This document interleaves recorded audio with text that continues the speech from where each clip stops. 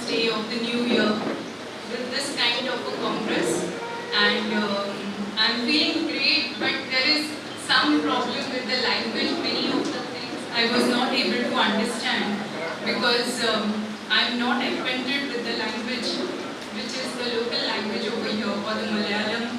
I'm not at all knowing this language. So I will be completely speaking in English. As Madam has said that my paper is going to be studying the Centennial libraries in Mumbai with special reference to Kalyan, Sarvajanik Vachanalay Kalyan. Kalyan is the city which is a port city, basically right from the ancient period.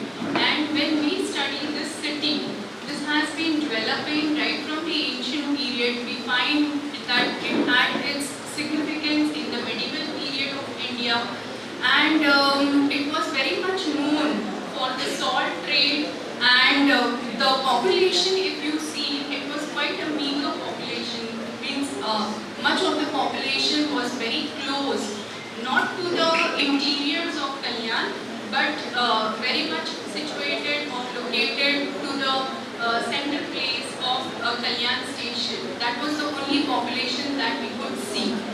Now, the intention of why I took this particular topic was this, that since Kalyan was the ancient city and in the medieval period, again it had its significance, I found that this library, that is Sarvajanik Vachanalay Kalyan, it had its great importance. Great importance in what?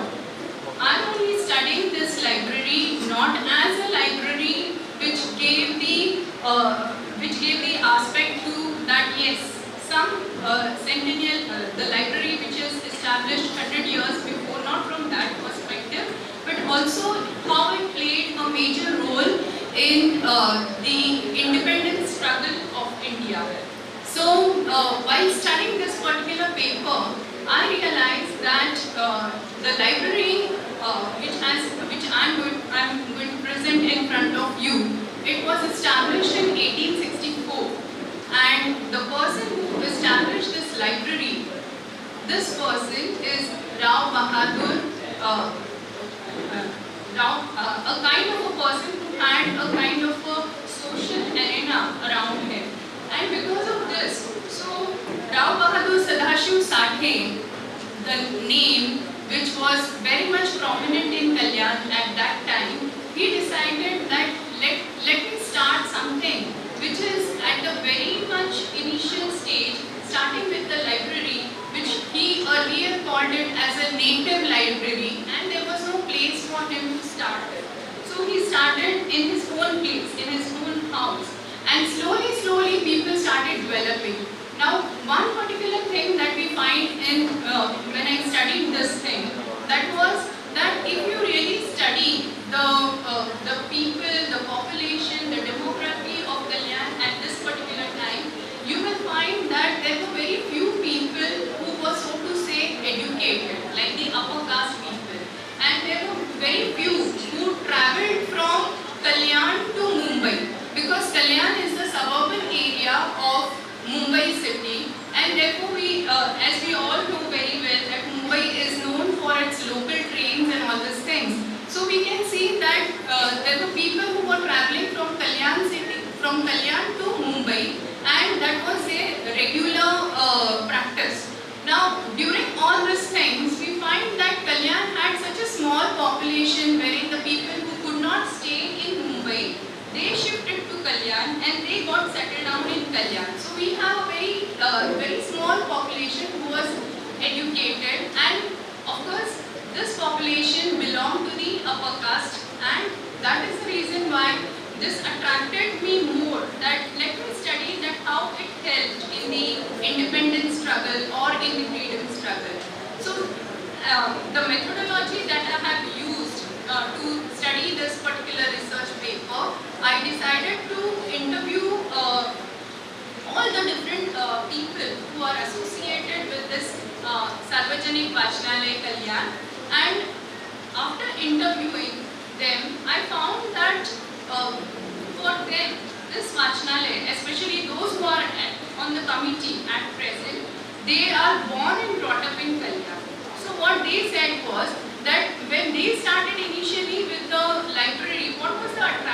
for them. The attraction for them was that it is a place wherein you will find ample of books and they can do and study them. So that was the idea behind it. Now when they decided to study in this way, they were small children, school-going children, and they used to come to the library, they used to enjoy the library, and that was the approach towards this library.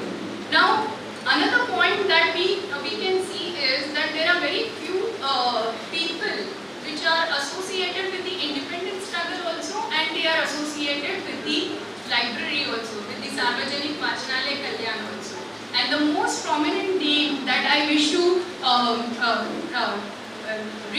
I was able to recollect and I could get the information about him, and that was Lokmanya Bal Gangadhar Tilak.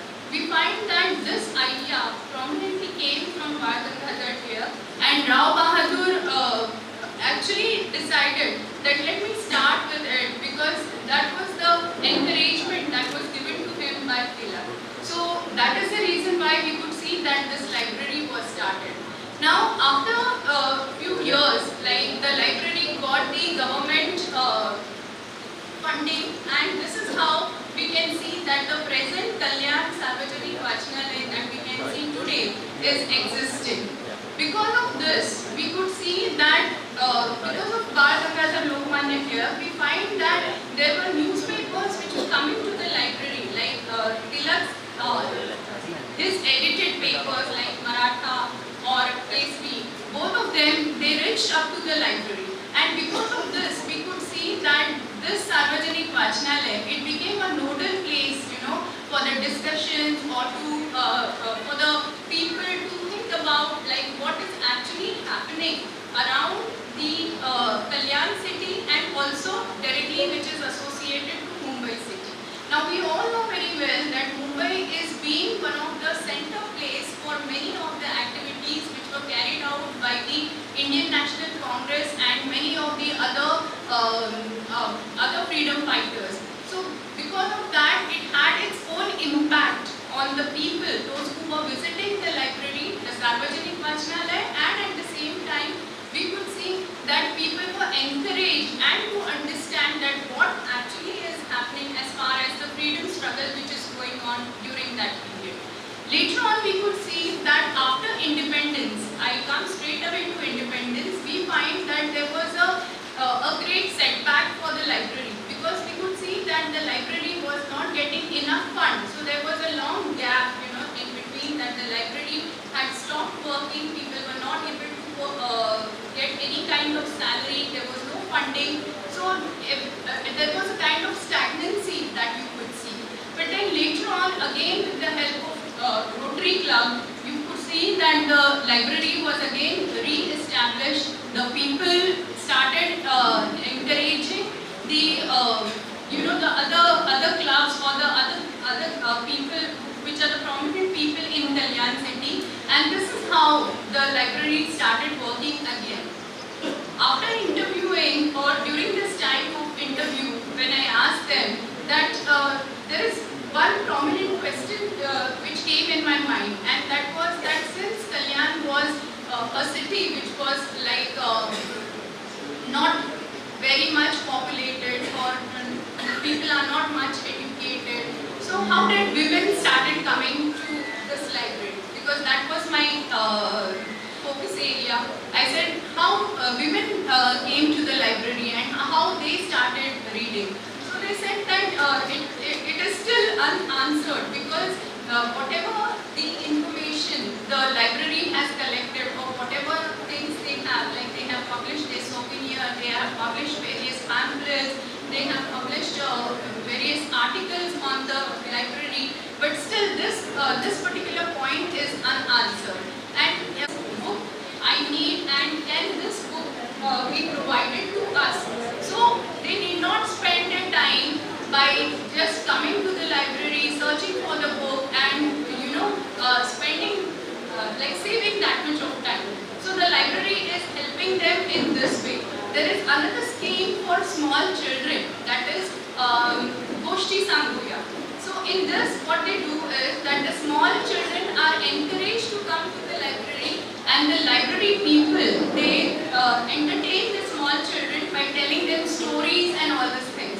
Now, how this has helped out? So we can see that the children are automatically going far away from the mobile and the digital kind of footprints that we have, and they are coming more closer to the books. They are handling the books, they are using the books, and they are listening to the stories. And this is how the different kind of values are inbuilt amongst the children.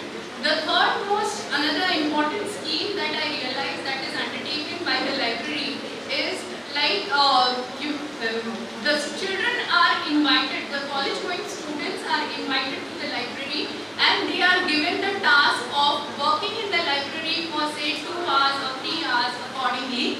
And with this, what help they are getting is that they are handling the books themselves. So there are some nice old books which are relevant to different subjects, and the students are getting opportunity to handle these books, to at least go through the content, to at least understand that what types of books are there in this library. And this is how this Kalyan Sarvajanik Vachanalaya is helping out the citizens of India in the development of the social, economic, every like the aspect what we think like it should reach from the library to the people, to the common people, and to every citizen of the country. So this is how the library is helping out.